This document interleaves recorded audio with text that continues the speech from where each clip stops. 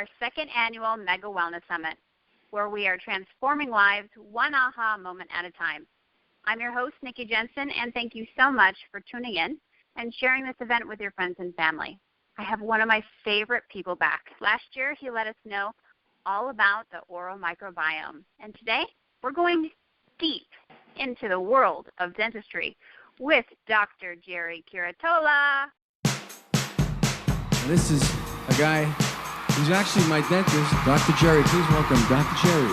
Please welcome me now, oral health expert and founder of Rejuvenation Dentistry, Dr. Gerry Curatola. Thank you. Dr. Gerald Curatola. Dr. Gerry Curatola. Here to tell us more is Dr. Gerald Curatola. Dr. Gerry Curatola is here to tell us why and what you can do to prevent serious issues. Believe it or not, excessive brushing can actually wear tooth enamel and also cause gum recession. We're going to take these teeth.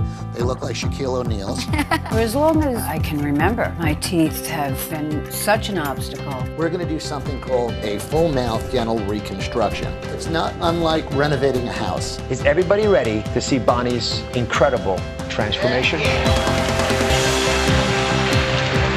What we should be doing is promoting balance, rebalancing the natural ecology of the mouth. And the research that's emerging is drawing increasing concern, which is why legislators are calling to end and ban fluoridation. Germs on the toothbrush. This is an area that has been so misunderstood.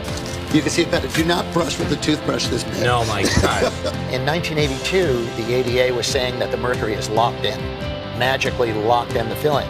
But we know now that there is mercury vapor. It's acknowledged. We just don't know how much really makes you sick. The uncontrolled use of peroxide could be contributing to this spike in oral cancer. What we've discovered is that everything we knew about disease has changed. We had a vision and a commitment to changing the face of oral care. Dr. Gerry.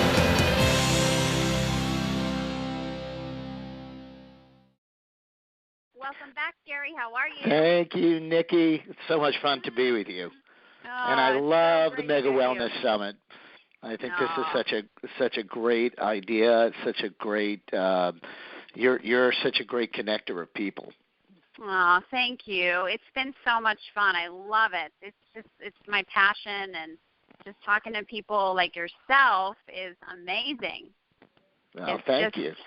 Yes. I mean, last year our conversation blew me away, but also it was very, very popular amongst our listeners.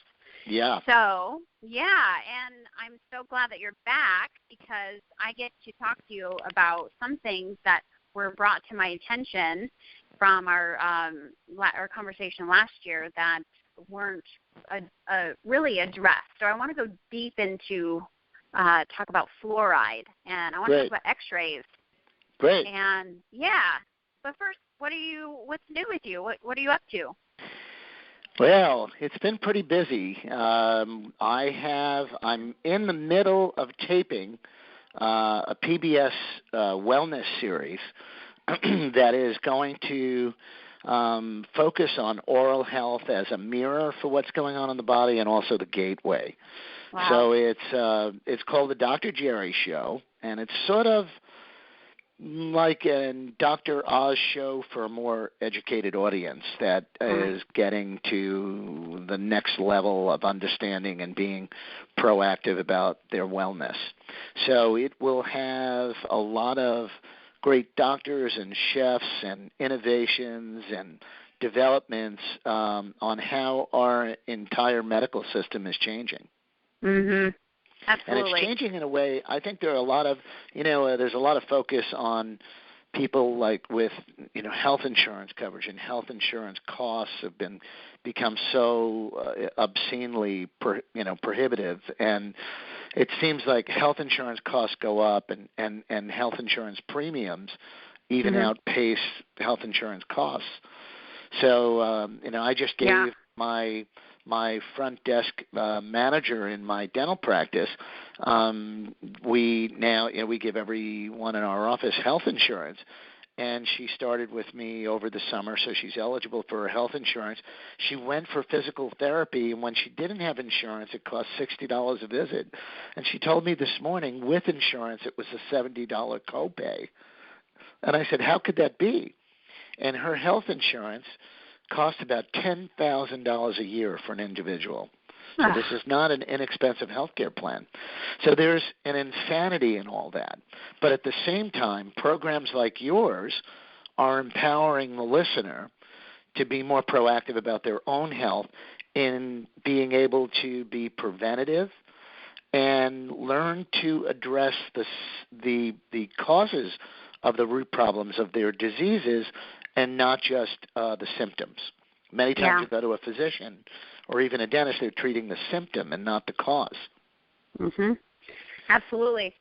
And, talking about insurance, I was talking to Dr. Jack Wolfson, and he said, look, we now have to have insurance, and it's ridiculous with Obamacare, but get insurance that is basically just catastrophic so that you're just paying for when you have to go to, you broke an arm, and you have to pay for an emergency visit. Right. That's it. And we need to teach people how to take care of themselves first. Yes, doctors are fantastic, but let's go to the right doctor. Let's go to the doctor who's gonna treat the cause. Absolutely. Like, you know what? There was a study done by Aetna Health Insurance, because we're talking about the mouth and the body, which, by the way, the other thing I've been working on that I've been so busy is my book, which is coming out in June of 2016, and it's called The Mouth-Body Connection. Wow. And here's an example. Aetna Health Insurance paid for a study on 145,000 patients at Columbia University Medical Center in New York. They studied the health of 145,000 patients, and they found that by improving the health of the mouth, by treating periodontal disease, improving the health of the mouth, they reduced healthcare costs for 3 of the most expensive chronic diseases: diabetes, heart disease, and cerebrovascular disease, everything from stroke to Alzheimer's. They found there was an average of a 21% reduction in healthcare costs by just the mouth being healthier. Yeah, wow. That was so astounding that they repeated the study in Japan, and they found that improving the health of your mouth got the exact same average statistic for the 3, which was 21%. For diabetes, it was actually 23 or 24. For heart disease, was about 19% reduction in cost. That translates into almost $750 billion, that 20% reduction, 21% rather. So when we look at, I always say, I'm so happy to hear that listeners and participants in the Mega Wellness Summit found the oral health component so interesting, because there are these big lies that have gone on, and we're going to talk about fluoride, we're going to talk about X-rays, we're going to talk about mercury, and but these lies go around with absolutely that are there's perpetual misinformation just on the fluoride topic alone, that fluoride prevents cavities. And even dentists and dental students, dental hygienists believe that fluoride prevents cavities, lowers rates of decay. But the science shows that there are non-fluoridated communities in the United States right now that have higher rates of decay. There's fluoridated communities with higher rates of decay than non-fluoridated communities. So what's that all about?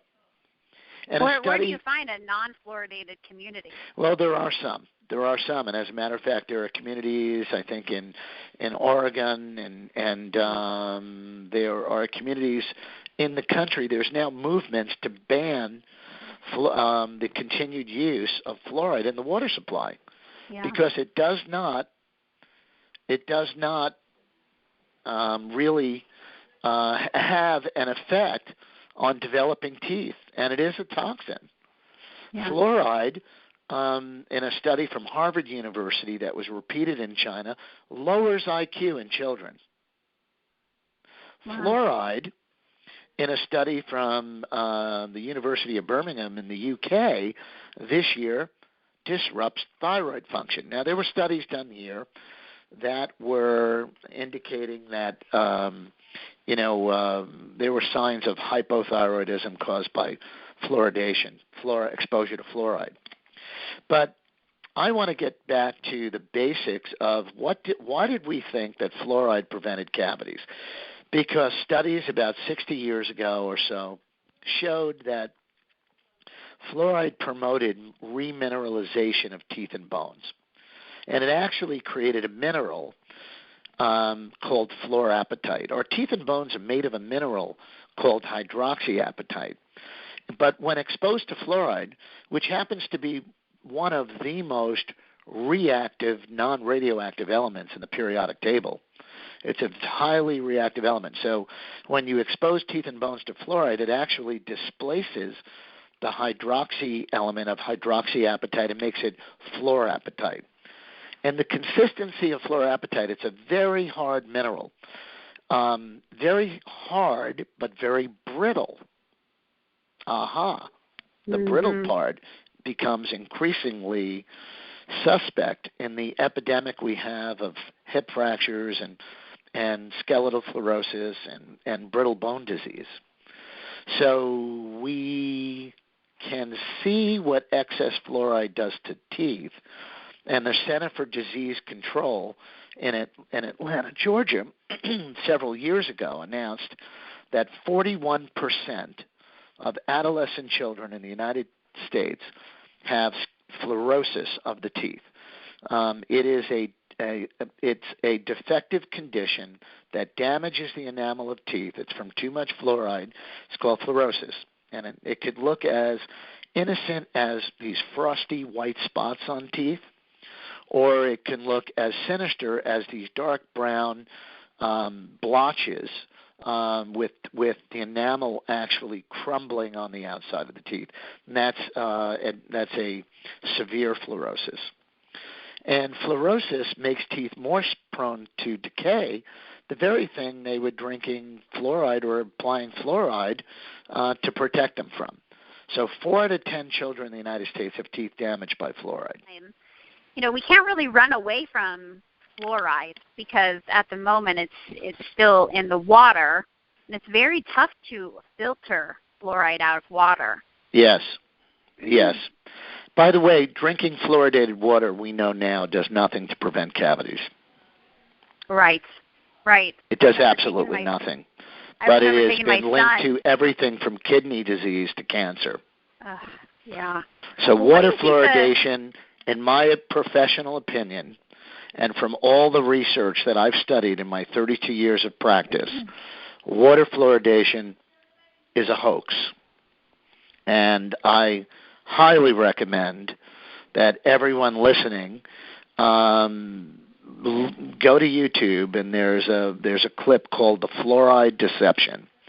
It was a really great piece. Just type in The Fluoride Deception, and you can learn more about an alternative opinion that's based on a lot of scientific fact. So water fluoridation, we always hold up the standard, for, that water fluoridation was responsible for all of this, it was going to be a panacea for all dental problems. And just quite honestly, right now, the statistics don't show that, and people are consuming tremendous amounts of fluoride because you can get fluoride in your toothpaste and your mouthwash and your water supply, but how about prepared foods that are made with fluoride? How about all the hidden sources of fluoride that are in things that you'd never even see? Packaged goods that are prepared with fluoridated water. So fluoride is cumulative, in the body, like radiation. It's a cumulative effect. So I think I have some ideas for what people can do to protect themselves from fluoride exposure, unnecessary fluoride exposure. And the first thing is you really reverse osmosis does remove fluoride, but simple Brita filters, I don't think does not. I'm not an expert on water filtration, but you are correct, Nikki. There's a lot of filtration systems that don't remove fluoride. The fluoride. Mm-hmm. And or chlorine, which is another issue. But you really need to drink bottled water, and you need to get a good filtration system. I have an ionized system that does remove fluoride. I like ionized water for a lot of different reasons. Okay. It Would has you a care higher to share? antioxidant level. Would you care to share where you got it? There is. You know what? I've had it for so long. There is an organization. You could look up water ionizers. Just Google water ionizers. There's a number of companies that have some good ones. I saw that when recently, because we use ionized water in our dental equipment, in our dental offices. All our patients are exposed to it. So I don't personally sell water ionizers, but I do refer people online, and they can get pretty competitive pricing when they do a search. Okay, great. But you need to drink clean water. What's interesting is that there is toothpaste that contains triclosan. Everybody knows about triclosan. It's a pesticide. It's in the largest selling toothpaste in America called Colgate Total. Triclosan is being banned by the FDA and the EPA, and it has been known to cause all kinds of different health problems. But I found it interesting that when you drink chlorinated tap water with a triclosan-containing toothpaste, it makes chloroform. I thought that was pretty interesting. Wow. So it was banned in China. And but let's get back to the fluoride issue, because I think the listeners need to be proactive. You should not drink fluoridated water. I will probably go on the record as saying that from all the science and research that, and we're talking about sound scientific research, because that's one of the things that goes on all the time in the academic community, where they are taught that fluoride is safe and it prevents cavities. Fluoride promotes remineralization of teeth. I don't think we've looked close enough at topical application of fluoride, not drinking fluoridated water, but topical application of fluoride, such as in fluoridated toothpaste or fluoride treatments on children, or fluoride mouthwash that you spit back out. Oh my gosh. Yes. Thank you for saying that. Please, everybody, stop the mouthwash. Stop the mouthwash immediately, right? Yes. That blue stuff. Never buy the it blue again. stuff. Go in your bathroom and I always say, like, away. If they knew what dyes and things were in that was fluorescent blue, there's no such natural substance that comes in fluorescent blue. It's usually made with coal tar and other things where they make the, I think it's food dye, FD&C number 10 or whatever it is, number 3 or number 5. But all of those fluorescent blue dyes have pages of harmful effects. Yes, and you know what? It's happening to children first. Yes. Because the pediatric dentistry wants to fluoridate your children from the time they get in with fluoride treatments, and then, there's even fluoridated water for formula-fed babies. And yes. Yeah, it is. Yeah, stop that. That is right now. Absolutely insane. There is no scientific data to that supplementing your child with a fluoride supplement or exposing them to fluoride makes their teeth healthier. Mm-hmm. Mm-hmm. What makes your children's teeth healthier are 3 things: nutrition, nutrition, nutrition. I don't want to use the word diet. I want to use good nutrition. Yeah. And I have something called that I coined AAA, no relation to the Automobile Association of America, AAA, but AAA nutrition, alkalizing, antioxidant-rich, and anti-inflammatory. And we could talk a little bit about nutrition. If you want me to go into it now, I'm happy to. But go for it. Alkalizing, there is one thing that tips the balance of acid-loving bacteria in the oral microbiome in the mouth, and that is products that promote an acidic environment. All of the whites, white sugar, white flour, high carbohydrate content, high refined sugars do a great job. It's like crack cocaine for Streptococcus mutans bacteria that love acid. And then they go on a crack binge, and they start going out of balance. And that's why we talk about, it's very important to have, when your oral microbiome is balanced, it's a very thin, odorless film on your teeth. It's not this thick, smelly film that you wake up with in the morning. That's an unbalanced oral microbiome, which forms this sticky, gooey plaque, which dentists and dental hygienists were, taking a pesticide approach to killing. So when you avoid refined sugars and you have a more alkalizing, alkalizing diet is so good in so many ways. Even cancer cells can't propagate in an alkaline state. So we want to look at alkalizing our kids. They're exposed to so much sugar that it's constantly pushing them in this acidic state. And then we're saying, they're getting cavities. Let's dump fluoride in their mouth. Well, even if fluoride was good, that's treating the symptom and not the cause.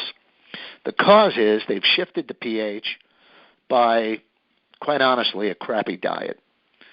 And so the chicken McDuty balls with the overfried French fries with the salt and the sugar and the other stuff in the fast food place is, I made that chicken McDuty balls up because that's what they are. I was wondering.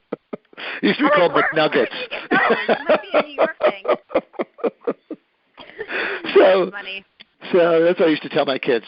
Okay, you guys want the Happy Meal with the chicken McDuty balls? I don't think so. That's not a Happy Meal. Right. That's a sad meal because it is very low on the nutrition and very high on the unhealthy stuff. So you really want to do it. So I kind of talked a little bit about an alkalizing diet. Now let's talk about antioxidant rich. That stands for itself. Kids are very active. They burn very important antioxidants necessary for proper cell function. Vitamin C and vitamin E and CoQ10 and all these things are so important for the mouth.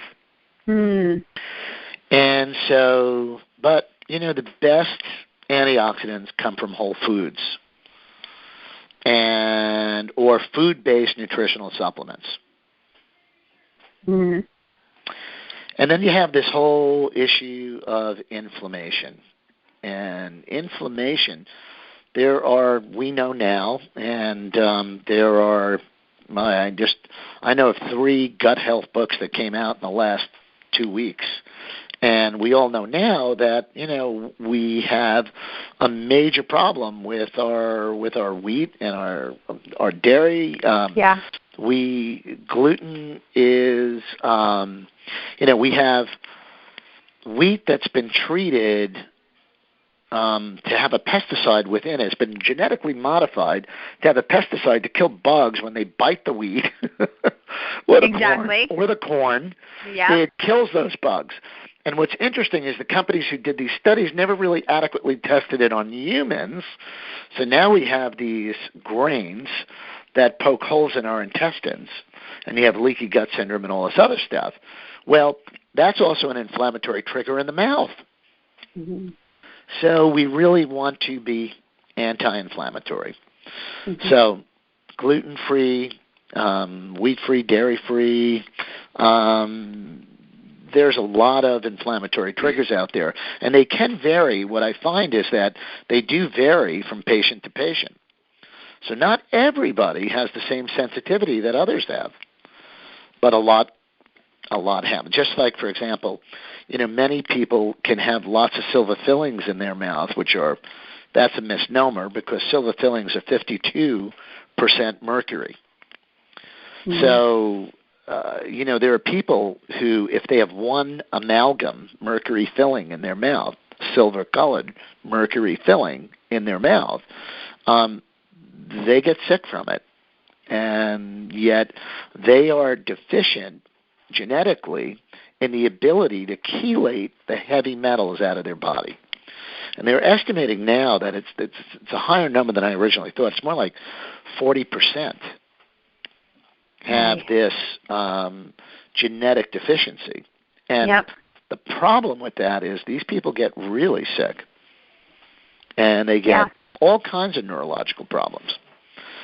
But we'll get into that in a minute. But I think I beat the nutrition thing to death. If you want your children not to have cavities, if you don't want to have cavities, and you want to have healthy gums, nutrition is a cornerstone of oral health. And they get, that's why I love your Mega Wellness Summit, because they get plenty of fantastic nutrition advice just in a program like yours. Thank you. I don't claim to be, I did a master's program in integrative nutrition in 1983. It was called Holistic something then, and Holistic Nutrition. And there were guys like Gary Null and all that who were real pioneers back then in the 80s in nutrition. And he was one of my professors in nutrition, and he was absolutely brilliant, and it opened my eyes. I was one of the kids in the 60s who grew up on Captain Crunch, and Lucky Charms. I loved Lucky Charms. I loved those beautiful rainbow-colored marshmallows in my cereal in the morning. As we all did. Before I went to school to pay attention. Yeah. Well, you know what? How many dentists really go to school for nutrition? Not many. Not right? Not many. And I did this program with one other dentist who was my classmate and my good friend and my co-inventor of my nutritionally based toothpaste, which is launching in March, Revitin. That we'll talk about at the end, but that's been a 15-year struggle for me to bring in an entire change in what people are sticking in their mouth to brush their teeth.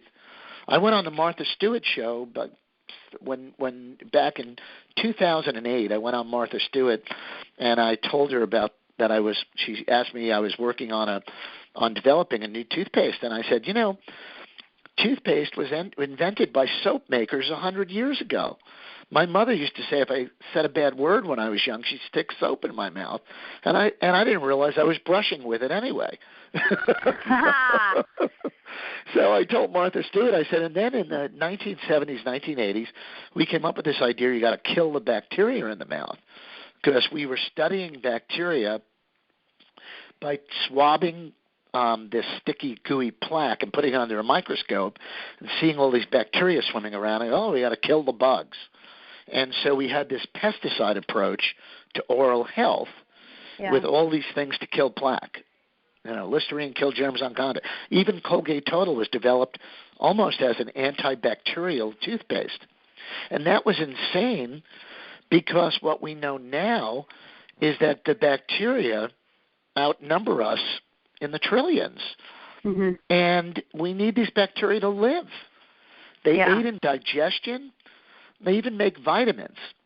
And it's really an imbalance of our relationship to these bacteria that causes disease, and not the fact that they're not there. So trying to kill all the bacteria in your mouth, if we were successful, which we were not for many reasons, thank God, but if we were successful in killing plaque, we would have unleashed ecological Armageddon, because these bacteria in your mouth protect you from deadly viruses and bacteria in the environment around us. So we have very nasty microbes in the world around us that our body, the biofilm, the microbiome, the oral microbiome, the gut microbiome, the skin microbiome, the respiratory microbiome, and the genitourinary microbiome all have an effect on, in protecting us. That's why I was listening. Dr. Oz had a great line when he was the expert on Oprah Winfrey's show, and he was talking about women, douching and using douches, and he said women should not do that. It's bad because there's a protective bacterial film that it acts like a self-cleaning oven down there. Right. And I found that, it's kind of humorous, self-cleaning oven. But it is true. So the genitourinary microbiome that we have is made to regulate and modulate and keep us in balance. Yeah. Yeah. And so with Revitin, the ingredients that you use for your new line are very different from what you're going to get in supermarkets. Yes. Anywhere, because and superstores, by the way. And superstores. Superstores, they get the 2-foot-long tube of Crest. Yeah, exactly. But you're saying too, even the natural toothpaste like Tom's. Yes. I'm so glad you brought that up. This is another great, interesting topic because people think, it's natural toothpaste. I met Tom Chappelle back in the 80s, actually in the 90s, and he was launching Tom's of Maine, and I was like, Tom, this is so great. You took artificial color and artificial flavor out of toothpaste, and that's so great because they were still putting saccharin. Crest, I believe, if you read the label, still has saccharin, which has been proven as a potential carcinogen. An artificial sweetener that was a carcinogen, especially. They did studies on mice and showed that's why you saw saccharin disappear. Which, by the way, remind me before we finish to talk about artificial sweeteners, because there are the new darlings of the sugar industry are the sugar alcohols. See, what people don't realize is when they realize, the average American consumes 35 pounds of sugar a year, and sugar is so toxic, it's highly addictive, but it's also very toxic to our system for many reasons. So a lot of people don't realize that the sugar substitutes are dominated by the sugar industry. And so companies like DuPont control 80% of the world's xylitol through a subsidiary called Danica. And these sugar alcohols are not natural. They are not sugar. They are actually listed in the organic chemistry textbooks as high-value chemicals. They are made by a process of hydrogenation. What's interesting is they like to say xylitol is made from birch bark and it's natural, and that is another gigantic hoax, in my opinion. Xylitol is not recognized by our bodies. It is absorbed and not metabolized. It is very disruptive to the oral microbiome and the gut microbiome. It is not good, in my opinion. As a matter of fact, it is even deadly to pets and to, you can kill a 100-gram rat if it ate 2 pieces of xylitol gum. So xylitol has been fed to us as a great alternative because there's no calories and it keeps plaque from sticking to teeth. Well, that's disruptive to the oral microbiome. We don't really want to keep plaque from sticking to teeth. We just want that oral microbiome to go back into balance because it protects the teeth and the gums. Yep. So xylitol has been spun as this healthy natural sugar substitute, and it is a high-value chemical that 80% is estimated to be made from GMO corn cobs, newsflash, not birch bark. The majority is made from leftover GMO corn cobs, which they were going to throw away. And it is also made by a process of hydrogenation, the same way we make margarine, hydrogenation. Yeah. And the high-value heavy, and they use it very often. They use a heavy metal, and much of xylitol it uses Raney nickel to convert into a sugar alcohol. So it's a chemical hydrogenation process to make a high-value chemical that is not metabolized by the human body. That's why, by the way, you get bloating and gas and gastric upset and diarrhea from consuming xylitol-containing foods. Mm-hmm. And, they sent a box of xylitol gum to my office years ago because there's a bunch of companies that make xylitol products for dentists, and touting dentists saying, look, it's sugar-free, it's great, it's great, it's great, it's this. Studies show this and studies show that. Studies really interesting. A lot of the manufacturers pay for those studies, but a lot of the studies don't show what it really does. So my whole office started chewing xylitol gum, and not to be too graphic, but it turned into a scene from that movie Blazing Saddles by Mel Brooks, where they're around the campfire passing gas from eating all the beans. Oh, my gosh. And I had, my front desk staff running to the bathroom. Oh, my gosh. So I hope I have been strong enough. I've been really sounding the alarm bell about xylitol for a while now because it's really been, it's been used as, a great advance in oral care because it prevents cavities by doing this, this, and this. So, I happen to like chewing gum because it stimulates the production of saliva, and saliva is like motor oil is to an engine. It bathes it, it protects your teeth. Saliva helps with the transfer of minerals and all kinds of things. So chewing gum releases saliva. Chewing xylitol. Well, what kind of gum do you buy? Because there are a couple of natural gums with very low sugar and a lot of artificial. I'm trying to think of the name. I am stumped. Maybe I can get it to you and you can put it on your website. Sure.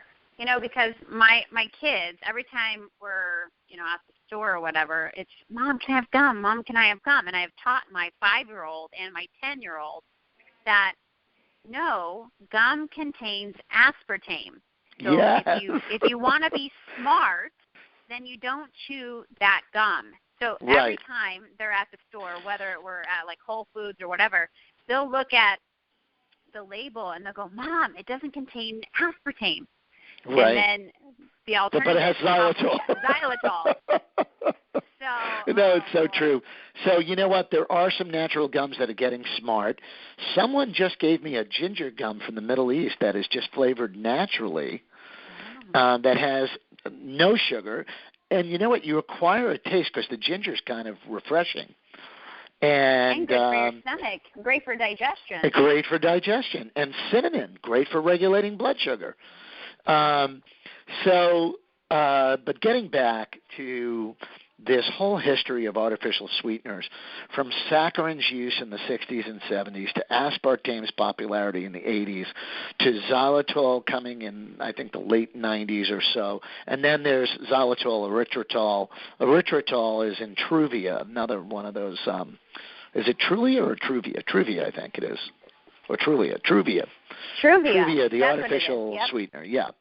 Truvia is erythritol. Now, erythritol is not has been linked to esophageal cancer, and it kills fruit flies. And fruit flies, someone told me recently, have a lot of similar DNA to our own. Fruit flies of all insects, something so tiny. Yeah.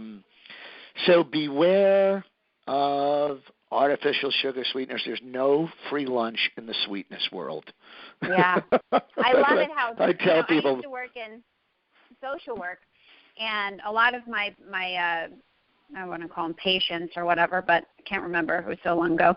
The doctors would say, to a diabetic patient, oh, well, you have diabetes, but that's okay. Just switch over to a sugar-free. So everything has to say sugar-free. And I'm looking at them, and I'm going through their cupboards, and I'm like, so this is the reason why you still are sick is because now you've just switched over to a sugar-free diet, exactly, sugar-free candy with all the toxins and chemicals, and then so now there was no connection made that even there to switch over to breads or to XNA breads or carbohydrates to even watch that. It was just sugar. It's so true. That's the insanity. Crazy. That is the insanity, and this is where. But you know what I really, really love is that there is definitely an entire movement for patients to become empowered, and a lot of that has been made possible just from what you're doing right now, this wellness summit, mega wellness summit, and the ability for patients to go online. You know, a lot of things are being exposed right now. Myths in medicine are being exposed by people doing information searches, and it's, you know, I mean, Google and social media and all of these things have been able to empower patients. That someone I know just wrote a book, and the title of the book was "The Patient Will See You Now." In other words, in the future, patients will be choosing their doctors very carefully and will be interviewing them. Absolutely. Not the doctor. Absolutely. So the patient will see you now. I thought that was a brilliant title. I love that. Brilliant title. And that's everything I stand for. I'm just starting a women's wellness academy, so it's teaching women how to empower themselves to, you know, for their health, and that you are the consumer, so that when you walk into the doctor's office and you don't like what you're being told, you walk right out. Absolutely. You take and I do so many consults. I do so many consults with patients, just on them running things at me and saying, you know, I read recently, you know, there was in this periodical that this and this happened, and what's your opinion on that, doctor? Mm-hmm. And I'm like, well, you know, that's really interesting, because this is what I do know about this, and this. This is what I don't know about this, and this. Mm-hmm. And I love that exchange, because it is, I think of my patients as partners, like I'm partnering with them in their care. I have a very, very special role in helping those patients to on their path to wellness. Yeah. Not just oral health, but total body wellness. You have no idea how unique you are. Well, I hope I'm becoming less unique, because I'm hoping to, you know, I'm working right now with the hope of opening a Center for Integrative Dentistry at New York University, so that I can download this. I'm 58 years old, and I'm recognizing at this stage in my life, having done dentistry for 32 years, having trained hundreds of young dentists, having taken every dental associate in my practice and teaching them how to be a biologic dentist, how to do biocompatible dentistry, and so that they can kind of, you know, reap from my experience, and hopefully we're all making the world a better place in the process. Absolutely. I really do I hold that vision, that just exactly what you described, exactly how you run your practice is how the world is headed. So you might be 58 years old, but you are way ahead of our time. And thanks, Nikki. You are so amazing, and thank you so much. Yeah, I will shoot it from the rooftops, yell it as far and wide as I can to support you and everything that you stand for, because I want people to go and watch your show. Thank you. And to get your new book coming out in June, Mouth Body Connection. I know I'm going to be first Mouth in line Body to get Connection. it. And I'm really excited that finally the products will be available. You know, we test marketed the products, and the products sold out. The toothpaste sold out, Revitin, and they can go online and pre-order it, actually, at REVITIN, Revitin.com. Like Fantastic. Revitalize, Vitamin, Revitin, REVITIN.com. And there's a story about that, and how, you know, what's in it. There's questions and things like that, answered questions about that. But when I went on Martha Stewart, just to kind of close the loop on that story, we've talked about so many great things here.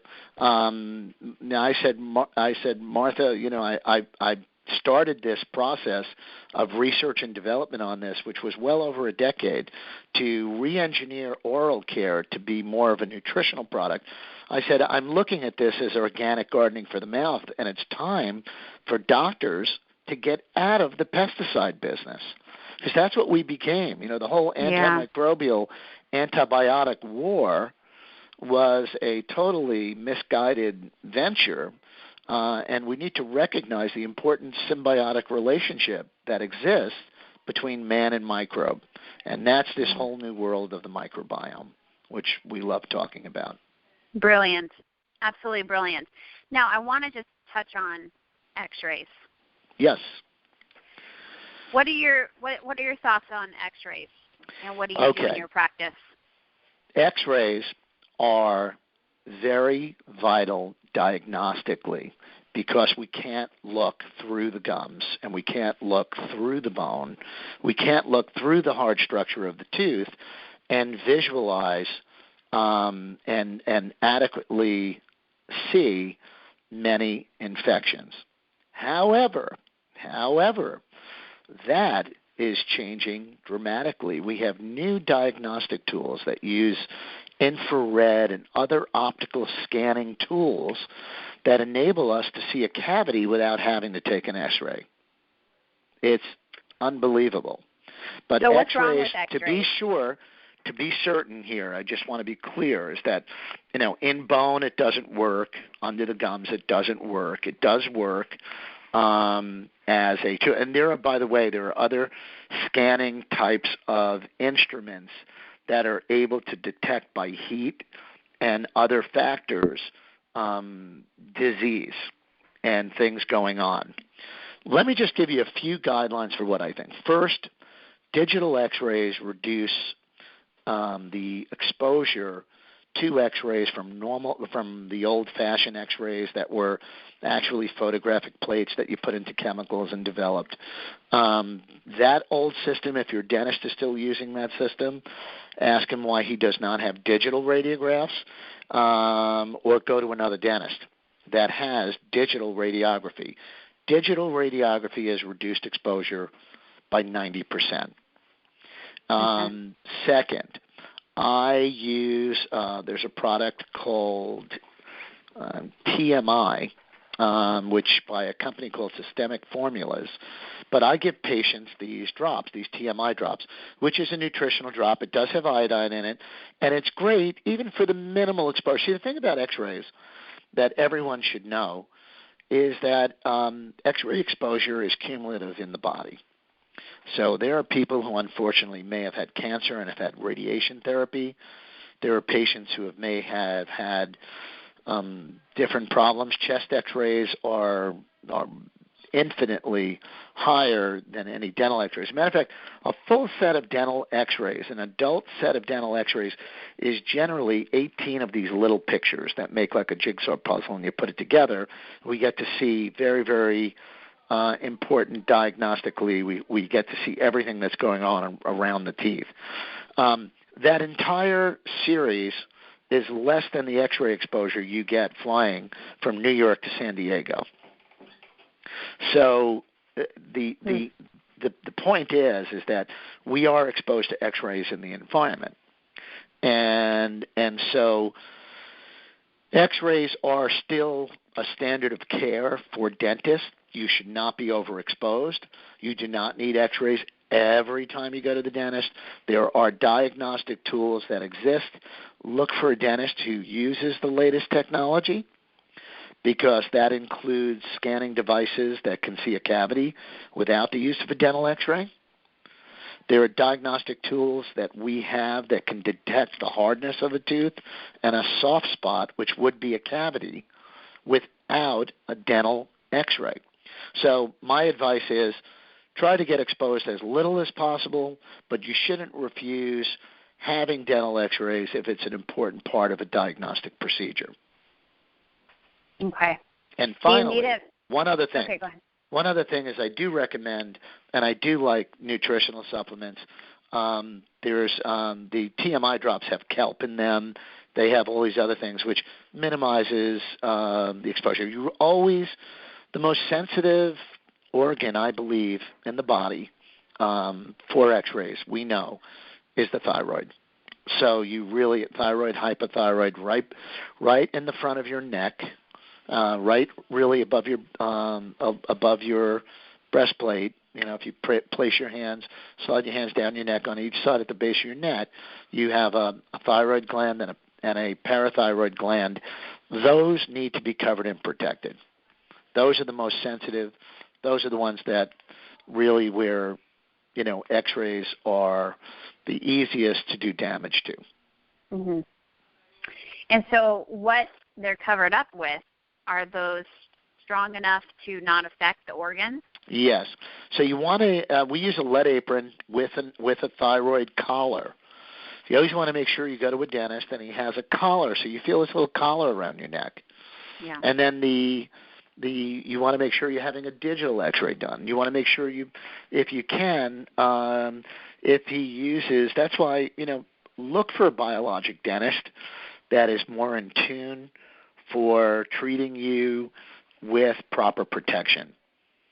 So Biologic Dentist, there's an organization, they're members of an organization called the IAOMT. There's also a Biologic Dentist Association, but the IAOMT stands for the International Academy of Oral Medicine and Toxicology. So it's IAOMT.org. Perfect. And but I do have to say, since you did bring it up, I believe that there are too many unnecessary X-rays.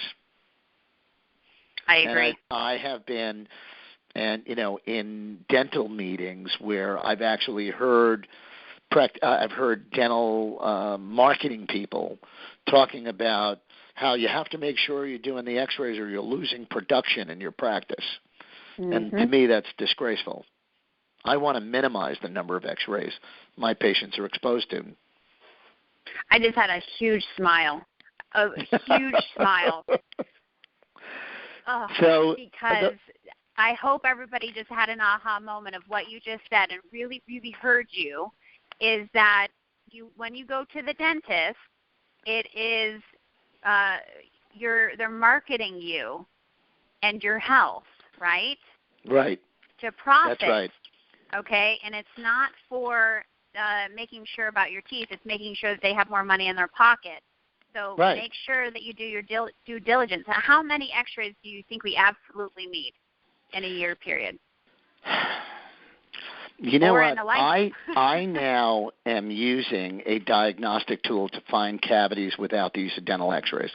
We used to take 4 checkup films a year, 2 on each side, one of the bicuspid area, molar area, because it used to be very difficult to diagnose decay forming between the teeth without the use of these what are called bite wing X-rays. However, there are new diagnostic tools where you don't need to take X-rays anymore. So find a dentist that's using the new technology and expose yourself less to dental X-rays. And don't be marketed or scared into thinking that you absolutely positively have to have this or you're going to be at great risk of disease. Yeah. Because that is a fear tactic which I would resist, and I would encourage everyone listening to ask their dentist about employing some of these diagnostic tools that don't involve the use of dental X-rays. Because as little as that exposure is, and it is a very, very minute exposure with a digital X-ray, however, it's cumulative, and less is more. Sure. Less is better for you. Wow. You are amazing. Thank you so much for your time. You're welcome. Sharing your incredible knowledge with all of us, and I hope that people in New York are so lucky because they get to have you.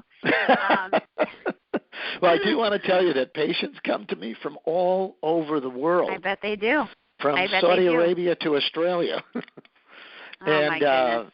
And I had a new patient from San Diego, Nikki, just on Monday of this week. You did. I did. I got to get there. I do.